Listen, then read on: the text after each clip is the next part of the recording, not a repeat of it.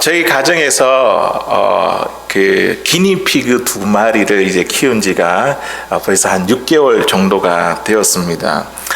아이들이 원해서 키우기 시작했지만 이제 이 아이들이 이 기니피그를 돌보는 열정이 점점 사라졌습니다.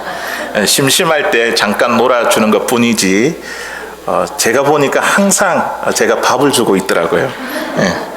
밥이 떨어질 때가 되면 얼른 이 페코에 가서 기니피그가 먹는 풀을 사왔습니다. 기니피그는 강아지와 달리 사람들과 교감하는 걸 별로 좋아하지 않습니다. 조그만 소리가 나도 깜짝 놀라 무서워하며 자기 집으로 쏙 들어가 버립니다. 그런데 신기하게도 밥을 주면요, 이 밥을 주는 것을 압니다. 그러면 너무 좋아가지고 어떻게 행동을 취하냐면 팝콘과 같이 온몸을 펄쩍 이렇게 뛰면서 몸을 한 바퀴 뺑 돌더라고요. 이 모습이 너무나 귀엽고 예뻐서 항상 이제 밖에 있다가 집으로 돌아오면 제일 먼저 이 기니피그가 있는 곳으로 갑니다. 살펴보고 부족한 먹이와 물을 채워줍니다. 그런데 문득 이런 생각이 들었습니다. 내가 기니피그를 이렇게 신경을 쓰고 돌봐주는데 이들이 과연 나의 정성을 알아줄까? 내가 베푼 이 사랑을 알고 있을까? 이런저런 생각을 하면서 하나님께서 마치 저에게 그렇게 말씀하시는 것 같았습니다. 내가 늘 곁에서 지키고 돌보고 있는데 네가 나의 사랑을 아느냐? 내가 베푼 은혜를 아느냐? 하나님께서 꼭 저에게 그렇게 물어보시는 것 같았습니다. 너는 기니피그들이 너와 잘 교감하지 않는 것으로 인해 서운해하는데 너는 나와 잘 교감하느냐? 이런 마음의 그 음성이 들리는데 굉장히 큰 찔림을 받게 되었습니다. 내가 하나님께서 베푸신 은혜가 참 너무나 큰데 이거 잘 반응하지 않는 것으로 인해 우리 하나님이 얼마나 서운해 하실까, 이런저런 생각이 들었습니다. 물론 우리 하나님은 우리의 반응과 상관없이 여전히 같은 자리에서 우리와 함께 하시고 우리에게 큰 은혜와 사랑을 부어 주십니다. 하지만 우리가 이 하나님의 은혜와 사랑을 알고 그 사랑과 은혜를 느끼는 순간 우리가 어찌 하나님을 찬양하지 아니하겠습니까? 바울의 서신서를 보면요, 항상 똑같은 패턴으로 시작하고 있습니다. 제일 먼저 이 편지를 받는 사람들에게 안부 인사를 전하죠. 하나님의 평강을 전하고, 그리고 나서 하는 게 뭐냐면 바울이 지금까지 경험한 그 하나님에 대해서 찬양을 하고 있습니다. 바울이 경험한 하나님의 은혜와 사랑을 찬양하면서 글을 항상 똑같이 그렇게 시작하고 있습니다. 오늘 읽은 말씀에도 보니까 바울이 부르는 찬양이 가득합니다. 고린도 교인들에게 오늘 3절에 있는 말씀에 보니까 이렇게 시작하죠. 찬송하리로다. 이 바울이 경험한 그 하나님을 뜨겁게 찬양하며 지금 글을 시작하고 있습니다. 바울이 이처럼 하나님을 찬양할 수밖에 없는 그 이유가 무엇일까요? 무엇이 그토록 이 바울을 찬양하게 만들었을까요? 오늘 바울이 찬양할 수밖에 없는 그 이유가 이 자리에 앉아있는 저와 여러분들의 찬양의 이유가 될 수 있기를 주의 이름으로 간절히 소원합니다. 첫째로 오늘 이 바울이 찬양할 수밖에 없는 그 이유가 무엇이냐면 하나님만이 위로가 되시기 때문입니다. 오늘 본문 3절에 있는 말씀 보니까요, 위로의 하나님을 찬양하고 있습니다. 우리 3절에 있는 말씀 같이 읽어보겠습니다. 시작. 찬송하리로다. 그는 우리 주 예수 그리스도의 하나님이시요 자비의 아버지시요 모든 위로의 하나님이시며. 아멘. 바울이 지금 모든 위로의 하나님을 찬양하고 있습니다. 사실 이 바울은요, 앞서 보낸 편지, 이 고린도 전서죠. 앞서 보낸 편지에 고린도 교회를 많이 책망했습니다. 고린도 교회는 자랑할 것이 많은 교회였습니다. 지식이 많고 지혜와 은사가 많은 교회였습니다. 하지만 교회 내부에 서로를 법정으로 이렇게 송사하는 그런 일 때문에 갈등과 분쟁이 있었습니다. 하나님께서 싫어하시는 음행과 우상 숭배도 있었습니다. 그래서 바울은 앞선 편지에서 이 고린도 교회를 많이 책망했습니다. 이 편지를 보내놓고 고린도 교회가 이 편지를 읽었는데 그의 모습이 하나도 변화되지 않았습니다. 그리고 나서 바울이 디모데를 다시 이 고린도 교회에 보냈거든요.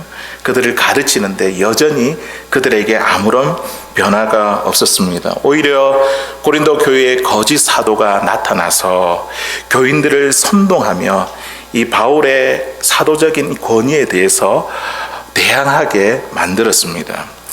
이에 바울은 혼란에 빠진 이 고린도 교회 문제를 해결하기 위해 방문을 했지만, 그런데 고린도 교회 교인들이나 이 바울에게 있어서 모두에게 가슴 아픈 방문이 되었습니다.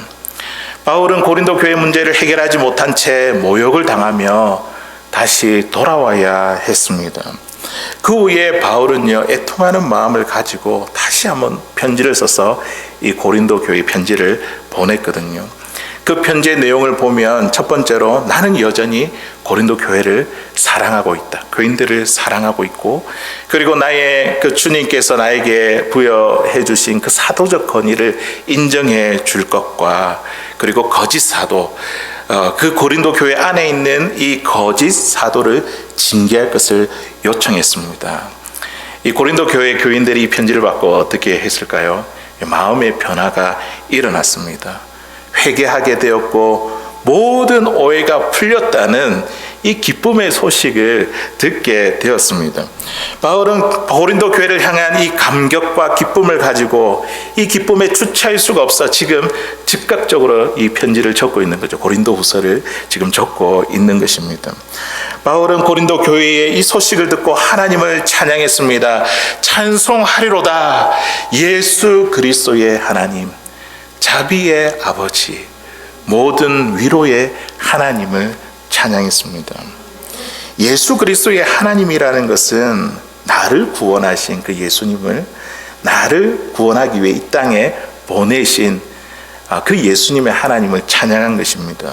그리고 자비의 아버지라는 것은 나 같은 핍박자가 예수 믿는 사람들을 핍박했던 자를 용서해 주시고 복음의 일꾼으로 사용하신 자비의 하나님, 그리고 모든 위로의 하나님은 고린도 교인들과 이런 위태로운 관계 가운데 오해를 풀어주시고 화평케 하신 그 모든 위로의 하나님을 지금 찬양하는 것입니다.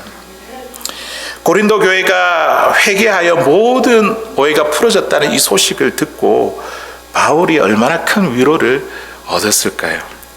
하나님께서 바울이 받은 상처와 또 아픈 눈물을 닦아주셨고 그를 안아주시며 계속해서 이 복음의 사역을 감당할 수 있도록 그에게 힘과 용기를 부어주셨습니다. 하나님께서 바울에게 이처럼 위로를 넘치도록 부어주시니 그가 어찌 찬양하지 않겠습니까?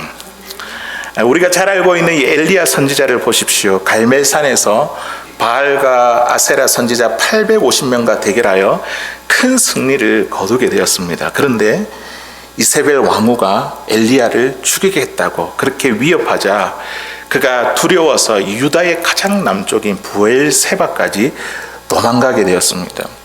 그곳에 있으면서도 안심되지 않아 광야로 더 들어가 하루길을 더 갔는데 그게 있는 한 로뎀나무 아래에 이르러 탈진하고 말았습니다. 엘리야는 시리에 빠져서 차라리 죽는 것이 더 낫겠다고 그렇게 생각했습니다. 최선을 다했지만 아무것도 할 수 없는 자신을 발견했습니다. 엘리야가 누워 잠을 자고 있는데 천사가 그를 어루만졌습니다. 하나님께서 보낸 천사가 어루만지며 머리맡에 숯불과 구운 떡과 그리고 물 한 병을 준비했습니다. 하나님이 탈진한 이 엘리야를 위로해 주신 것이죠. 하나님은 이 엘리야가 갈멜산에서 이방 선지자와 대결을 해서 큰 일을 거두었을 때뿐만 아니라 지금 탈진하고 시리에 빠져 있는 이 순간에도 하나님은 엘리야와 함께 하셨습니다. 우리 하나님은 어떠한 분이십니까? 모든 위로의 하나님이십니다. 이사야 61장 3절에 있는 말씀입니다. 우리 같이 한번 읽어보겠습니다. 시작. 무릇 시온에서 슬퍼하는 자에게 화관을 주어 그 죄를 대신하여 기쁨의 기름으로, 그 슬픔을 대신하여 찬송의 옷으로, 그 근심을 대신하시고 그들이 의의 나무 곧 여호와께서 심으신 그 영광을 나타낼 자라 일컬음을 받게 하려 하심이라. 아멘. 슬퍼하는 자에게 화관을 주시고 아름답고 화려한 이 관을 주신다는 것이죠. 그리고 슬픔의 표시이신 표인 이 죄를 대신해서 기쁨을 주신다. 찬송의 옷을 주신다. 즐거운 축제의 현장으로 우리를 인도하겠다고 하나님께서 약속하셨습니다. 하나님은 하나님의 백성을 위로하여 모든 슬픔을 기쁨으로 바꾸실 것입니다.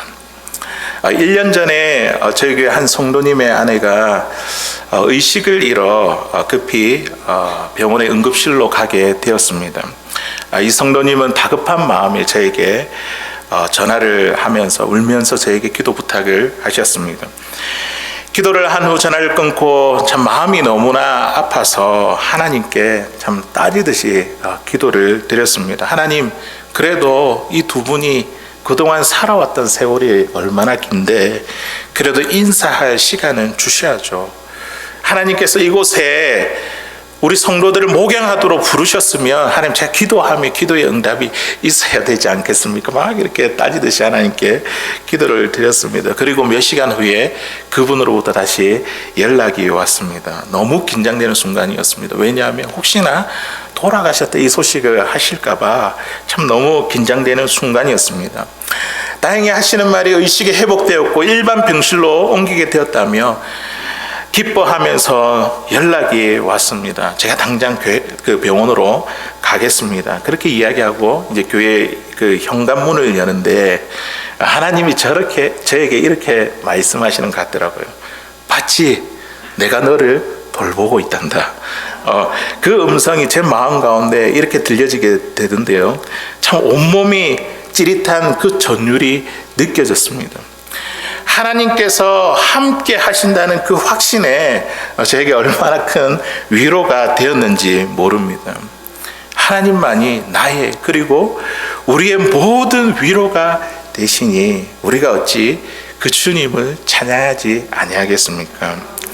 사랑하는 성도 여러분, 우리는 어떤 문제로 낙심과 절망을 느끼고 있습니까?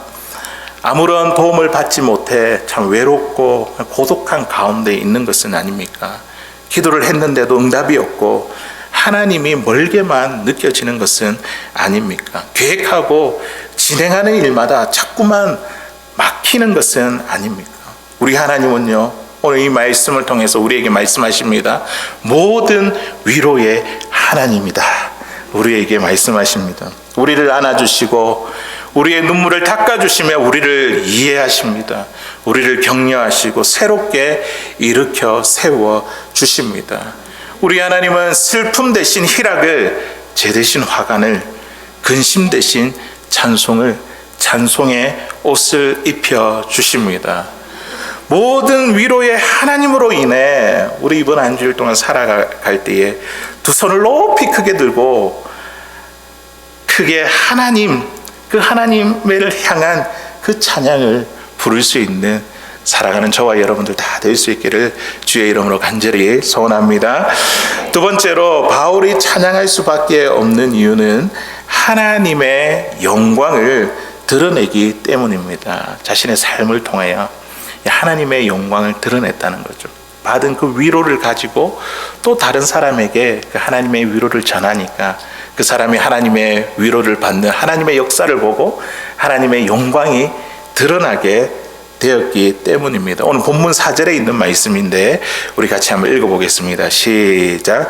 우리의 모든 환난 중에서 우리를 위로하사 우리로 하여금 하나님께 받는 위로로서 모든 환난 중에 있는 자들을 능히 위로하게 하시는 이시로다. 아멘. 우리 하나님은 어떠한 분이십니까? 우리가 환난 가운데 있을 때 우리를 위로하실 뿐만 아니라 또 다른 환난 가운데 있는 자를 우리를 통해서 그 위로를 전하게 하시고, 그리고 하나님께서 그 사람을 위로하게 하시는 위로의 하나님 되십니다. 사도 바울이 복음 때문에 환난과 고난을 많이 당했지만 우리 하나님께서 위로해 주셨습니다. 바울은 자신이 받은 이 위로를 가지고 환난 가운데 있는 지금 고린도 교회 성도들에게 위로를 전했고, 그리고 누가 위로해 주셨습니까? 우리 하나님께서 고린도 교회 성도들에게 위로해 주셨습니다. 그들의 눈이 열리고 그들의 잘못을 회개하게 하시고, 또 이 바울과 엉겨 있는 이 오해가 풀리도록 우리 하나님께서 그들을 위로해 주셨습니다. 환난은 참으로 고통스럽고 힘든 것인데 우리가 이 환난을 곰곰이 한번 묵상해 보면요, 환난이 우리에게 주는 유익함들이 있습니다. 그리스도인들은요, 이 환난에 대한 관점과 해석이 달라져야 됩니다. 오늘 말씀을 보면 그 교훈을 얻을 수가 있습니다. 환난은 비록 고통스럽고 힘든 것이지만 하나님은 이렇게 환난 가운데 있는 자들을 위로해 주십니다. 안아주시고 눈물을 닦아주시고 다시 일으켜 세워주십니다. 환난을 통해서 하나님이 어떠한 분이신지 우리가 깊이 알게 하시고 그 하나님을 만나게 하십니다. 환난 가운데 우리가 위로를 받으면요, 우리의 신앙이 더 깊어집니다. 또 하나님과 깊은 영적인 교제 가운데 이 환난을 통해서 우리를 초청하십니다. 이것이 바로 환난의 유익함입니다. 그리고 환난을 통해 위로받은 자가 갖게 될 중요한 사명이 있습니다. 그 사명이 무엇일까요? 나와 같이 환난을 당한 자들에게 하나님의 위로를 전하는 것입니다. 이것이 하나님께서 저와 여러분을 부르신 이유와 목적이 됩니다.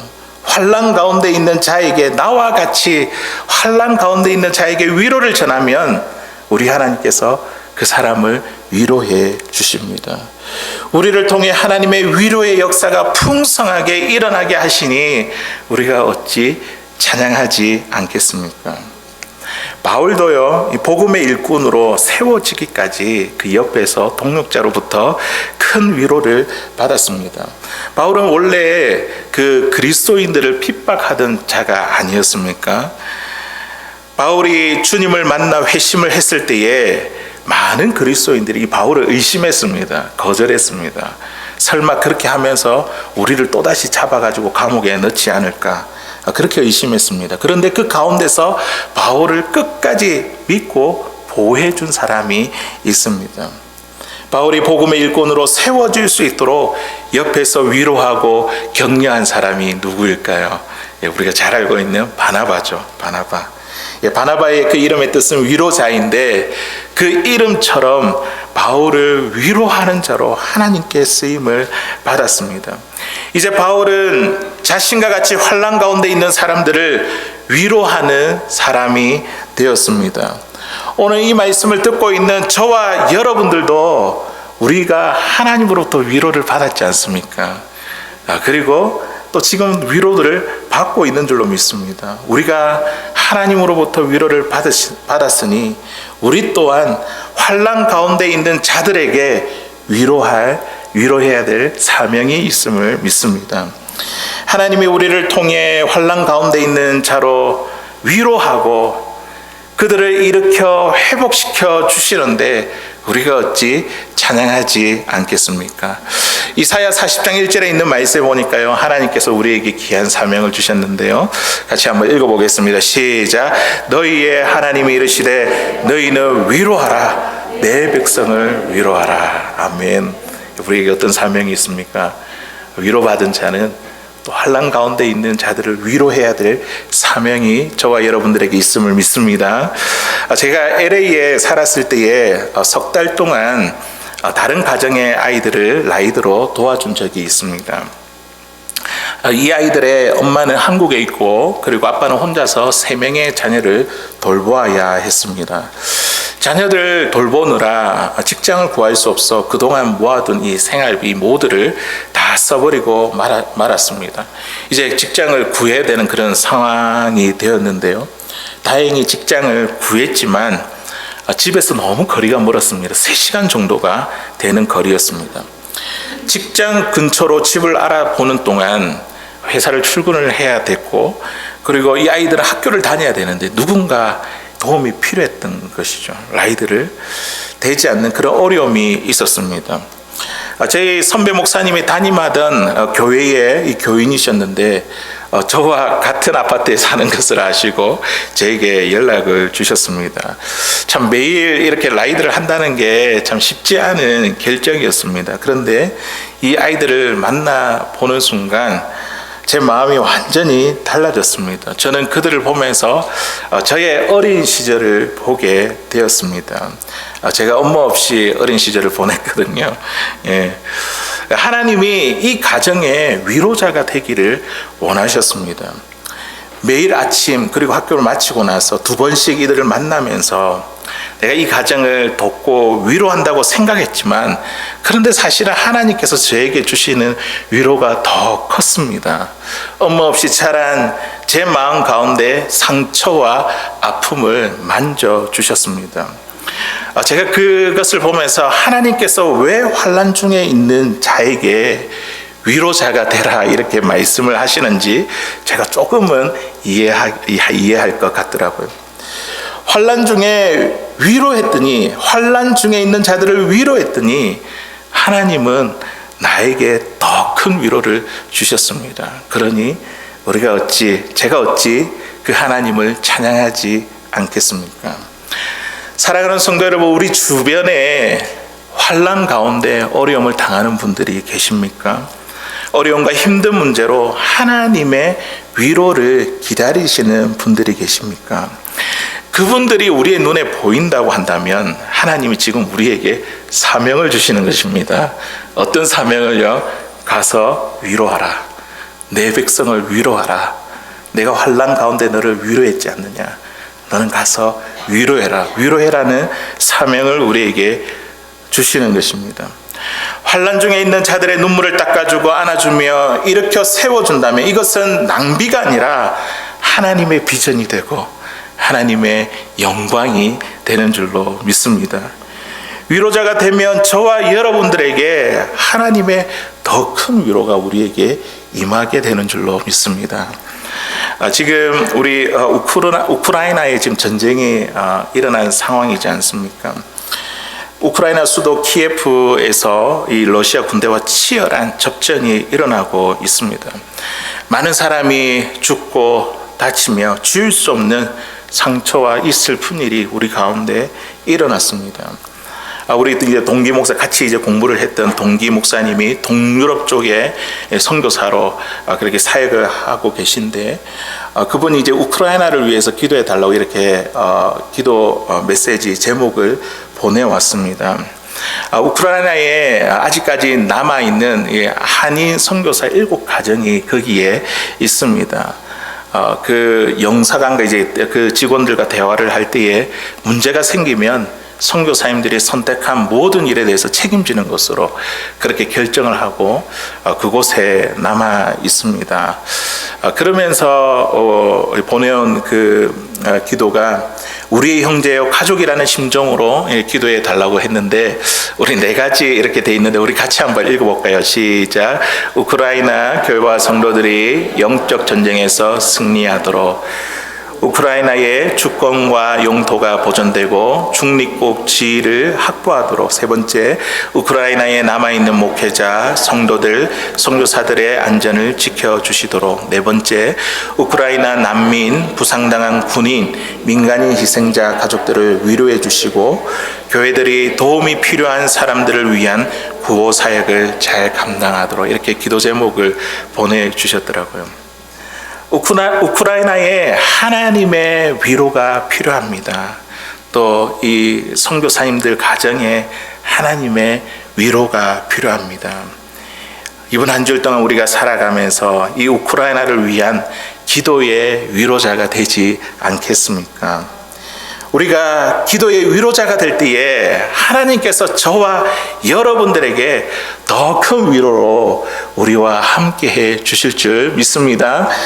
마지막 세 번째로 우리 바울이 찬양할 수밖에 없는 이유가 무엇이냐면 하나님만 의지가 되시기 때문입니다. 하나님만 의지가 되시기 때문입니다. 오늘 본문 9절에 있는 말씀인데요, 우리 같이 한번 읽어보도록 하겠습니다. 시작. 우리는 우리 자신이 사형 선고를 받은 줄 알았으니 이는 우리로 자기를 의지하지 말고 오직 죽은 자를 다시 살리시는 하나님만 의지하게 하심이라. 아멘. 바울은요, 극심한 환난 가운데 있었습니다. 그 환난이 얼마나 극심했으면 오늘 읽은 말씀 9절에 있는 말씀 보니까 사형 선고를 받은 줄 알았으니 자기가 죽는 줄 알았다는 것이죠. 그러면서 8절에 있는 말씀에 보니까 그 환난이 무엇이냐면 아시아에서 당한 환난을 말하고 있습니다. 그 환난이 얼마나 극심했는가 하면 힘에 겹도록 심한 고난을 당하여 살 소망까지 끊어졌다. 그렇게 고백하고 있습니다. 바울이 아시아에서 당한 환난은 무엇일까요? 고린도후서 11장 23절 이후에 있는 말씀에 보니까 그게 무엇인지 구체적으로 기록되어 있습니다. 감옥에 수없이 갇히기를 했고, 매도 수없이 맞고, 돌로 맞아 죽을 뻔했고, 타고 가던 이 배가 3번씩이나 파선을 당하고 강의 위험과 강도의 위험 등 수많은 고난을 당하여 살 소망까지 끊어졌다라고 이야기하고 있습니다. 그때에 극심한 그 환난을 당할 그때에 바울이 깨달은 게 뭔지 아십니까? 오늘 9절에 있는 말씀에 보니까요, 무엇을 깨달았냐면 이는 우리로 자기를 의지하지 말고 오직 죽은 자를 다시 살리시는 하나님만 의지하게 하심이라. 극심한 환난을 통해서 그가 깨달은 것은 나를 의지할 것이 아니라 이 모든 상황에서 건지실 하나님이 계시지, 하나님만 의지하기를 깨닫게 되었습니다. 우리가 당하고 있는 이 환난을 통해서 우리도 하나님께서 우리가 깨닫기를 원하십니다. 네가 가지고 있는 지혜, 경험, 계획, 방법, 내가 의지하고 붙들려고 하는 거, 이건 내려놓고 하나님만 의지하기를 원하십니다. 바울이 하나님만 의지했을 때에 죽은 자를 살리시고 살 소망을 주시는 그 하나님의 능력을 경험하게 되었습니다. 하나님만이 나의 도움이시고 방패시며 나의 피할 바위와 산성이 되시고 나의 의지가 되시니 내가 어떻게, 이 바울이 어떻게 그 주님을 찬양하지 않겠습니까? 오늘날 현대인들은 하나님 외에 의지할 것들이 참으로 많습니다. 젊음, 건강, 친구, 자녀, 학력, 지식, 경험, 또 통장, 지위, 직업 등 우리가 참으로 의지할 것들이 너무나 많습니다. 그런데 하나님은요, 우리의 삶 가운데 환난을 통해서 우리가 의지하고 붙잡는 것을 하나씩 하나씩 내려놓게 하십니다. 우리가 두 손 두 발을 다 들게 하시는 것은 우리 그리스도인들이 누구만 의지하기 위해서요? 하나님만 의지하게 하기 위해서입니다. 내가 하나님만 의지하게 될 때에 내가 살 수 있다는 것을, 그것을 하나님께서 가르치게 하기 위함입니다. 내 힘과 능력으로 되는 것이 아니라 하나님의 능력과 손으로 모든 일들이 다 되고 가능한 것이구나, 이것을 깨닫게 하기 위해서입니다. 우리가 할 수 있는 것, 내가 할 수 있는 것은 무엇입니까? 우리가 할 수 있는 것은 단지 그 하나님을 의지하는 것 뿐입니다. 하나님을 의지하는 것 외에 우리 하나님은요, 우리의 삶 가운데 필요한 것, 또 우리의 삶 가운데 정말 이루시고 행하시는 그 일들을 우리가 경험하게 될 때에 어찌 그 하나님을 찬양하지 않겠습니까? 바울과 실라가 빌립보에서 복음을 전하다가 감옥에 갇히게 되었습니다. 매를 맞고 온몸이 쓰라린, 그리고 욱신거리는 그 한밤중에 그들이 무엇을 했냐면 입을 열어 찬양하기 시작했습니다. 감옥에 들어와서 앞으로 그들 가운데 이 펼쳐질 일들 너무 깜깜한지는 어떻게 해야 될지 모르는 그런 상황 가운데 손발이 묶여 있어서 아무것도 할 수 없는 그 상황 가운데 그들은요 입을 열어 하나님께 찬양하기 시작했습니다. 찬양했다는 것은 하나님을 의지했다는 것이죠. 그때 무슨 일이 일어났습니까? 손발이 묶여 있는 것이 풀어지게 되었고 또 감옥 옥문이 열렸습니다. 관수와 그곳을 지키던 관수와 그의 집안이 예수를 믿는 놀라운 구원의 역사가 나타났습니다. 내가 의지하던 그 모든 것들을 다 내려놓고 그 시간 그때에 하나님을 의지하여 입술을 열어 찬양했더니 하나님께서 살 소망을 주셨습니다. 복음을 전해야 되는데 하나님께서 그 간수에게 복음의 문을 열어주셨고 간수뿐만 아니라 그의 집안이 예수님을 믿게 되었습니다. 하나님을 의지했더니 하나님께서 구원의 역사를 이루시는데 어찌 찬양하지 않겠습니까? 오 할레스비라는 이 노르웨이 신학자가 이 기도라는 책을 썼는데요. 그 책에 이 기도에 대해서 이렇게 이야기를 합니다. 기도에서 옥토의 상태는 성도의 무기력감이다. 약간 좀 말이 약간 헷갈릴 수가 있는데 기도에서 옥토의 상태는 우리 마음의 상태는 성도의 무기력감이다. 이런 글을 적어 놓았습니다. 이 말은 나는 아무것도 할 수 없다. 나는 붙들 것이 아무것도 없다는 이 무기력감이 기도를 위해 완벽하게 준비된 상태라는 것을 말하는 것이죠. 내가 여전히 아직까지 붙들 것이 있고 자랑할 것이 있고 내세울 것이 있다고 한다면 아직 기도할 준비가 되지 않았다는 것입니다. 나는 아무것도 할 수 없고 의지할 것이 없으며 붙들 것이 없는 이 절망적인 상태가 우리가 기도할 수 있는 준비된 상태라는 것입니다. 한 여성이 결혼을 해서 아이를 낳고 행복하게 살 때에는 친정 엄마가 그렇게 별로 그립지 않았습니다. 그런데 이 여인이 어려움을 겪게 될 때에 친정 엄마가 보고 싶었습니다.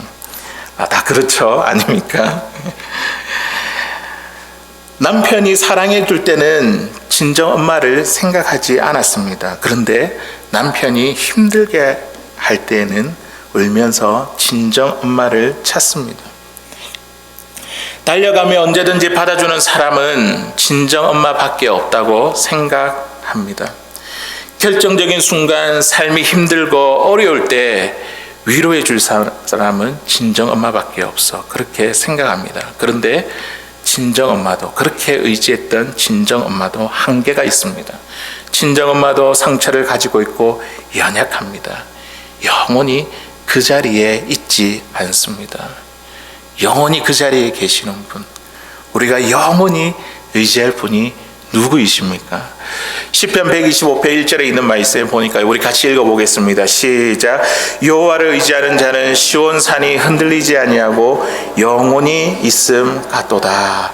아멘. 우리가 영원히 의지할 분은 오직 여호와 하나님밖에 없습니다. 하나님을 의지하는 자는 시온산과 같이 결코 흔들리지 아니할 것입니다. 하나님을 의지하는 자는 시온산과 같이 항상 그 자리에 있게 될 것입니다. 우리가 바울과 같이 살 소망이 끊어지고 사형 선고 받은 것 같은 그런 절망적인 상황에도 우리를 도우실 분이 우리와 함께 계시고 우리와 여전히 함께 계시니 우리가 어찌 찬양하지 않겠습니까? 내 힘으로 아무것도 할 수 없는 그 상황 가운데서도 하나님이 나의 도움과 의지가 되시니 그 하나님이 내 삶 가운데 일을 행하시니 우리가 어찌 찬양하지 않겠습니까? 사랑하는 성도 여러분, 내 힘으로 아무것도 할 수 없는 무기력한 상황 가운데 있습니까? 아무것도 붙들 수 없는 환난 가운데 있습니까? 오늘 이 말씀을 통해서 오직 하나님만 의지하십시오. 그때가 하나님께서 우리를 위해서 일하실 때입니다. 하나님이 우리에게 살 소망을 주시고 우리를 흔들리지 않도록 우리에게 도움과 의지가 되실 것입니다. 이제 말씀을 맺도록 하겠습니다. 오늘 읽은 말씀에 보면요, 환난과 고난이라는 이 단어가 몇 번 나올까요?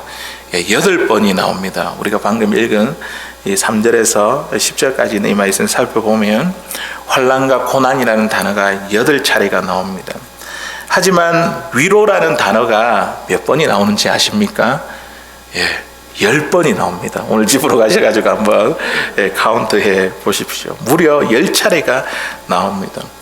그리스도인에게 고난이 많지만 그런데 우리에게 또한 위로도 넘칩니다. 오늘 바울이 그렇게 이야기를 하잖아요. 하나님만이 우리 환난 중에 있는 우리에게 모든 위로가 되십니다. 하나님으로부터 위로받았던 우리로 하여금 하나님은요, 우리가 또 다른 환난 당한 자에게 위로하기를 원하십니다.